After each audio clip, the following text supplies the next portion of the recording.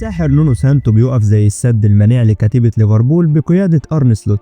هجوم ليفربول القوي بيظهر بالمشهد الضعيف ضد نوتنجهام، الفريق اللي بقى في المركز الثاني بفارق 6 نقط عن الليفر اللي لعب 20 مباراة، على عكس كتيبة النونو سانتو اللي لعبوا 21 مباراة. نوتنجهام بقى مصدر خطورة كبيرة على كل فرق انجلترا، وصلاح الحظ بيقف في طريقه ضد الفرقة دي اللي ما سجلش ضدهم في الذهاب والإياب، وعلى ملعبهم السيتي جراوند ما نجحش انه يسجل قبل كده خالص، والعقده مستمره. صلاح في اخر الماتش كان هيسجل في فرصتين اهداف محققه، ولكن تألق الحارس والدفاع منع صلاح من التسجيل. كل اللقطات والكواليس في المباراه دي في فيديو النهارده، لكن في البدايه صلي على حبيبك النبي، اعمل لنا اللايك الجميل واشترك في القناه علشان توصلك كل فيديوهاتنا، ويلا بينا نخش في التفاصيل.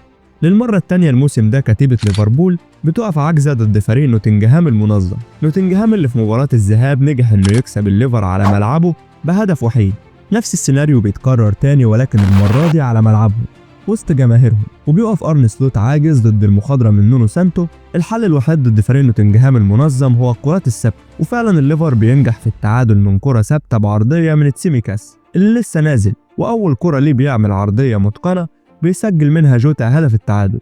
هجوم ليفربول محاولاته كلها ضد نوتنجهام كانت بلا هدف، في كل مرة الدفاع بينجح انه يشتت اي تسديدة ويقف ليها سد منيع، ولو الكرة عدت من الدفاع بتوصل للحارس البلجيكي سيلز اللي كان متألق جدا في الماتش ده، قافل الجون بشكل غريب. ليفربول محاولاته كلها على المرمى دي كانت فاشلة. ونيجي بقى لخطورة صلاح في الماتش ده اللي اغلبها كانت في اخر دقايق المباراة.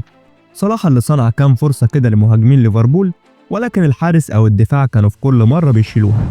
صلاح في اخر فرص الماتش ده بيسدد كرة على الحارس من خرم ابرة، استغل ثواني بسيطة جدا الزاوية اتفتحت له فيها وبيسدد كرة في الزاوية البعيدة، ولكن الحارس اللي طوله 4 متر ده في كل مرة بيتألق وينقذ فريقه. صلاح اتكررت ليه فرصة في اخر المباراة وخلاص سدد صاروخ على الجون، والمرة دي اللي بيشيلها المدافع من قلب الجون يعتبر. الكرة خلاص رايحة وداخلة الشبكة، ولكن المدافع بينجح انه يشيلها. بس عادي، صلاح زي ما عودنا على الاهداف، وزي كل اللاعيبه الكبار اوقات الحظ هو اللي بيقف في طريقهم، ولكن اللي بنبقى متاكدين منه ان الكبير كبير دايما، وبيرجع من تاني لسكه الانتصارات والاهداف والتالق المعتاد من نجمنا العالمي محمد صلاح.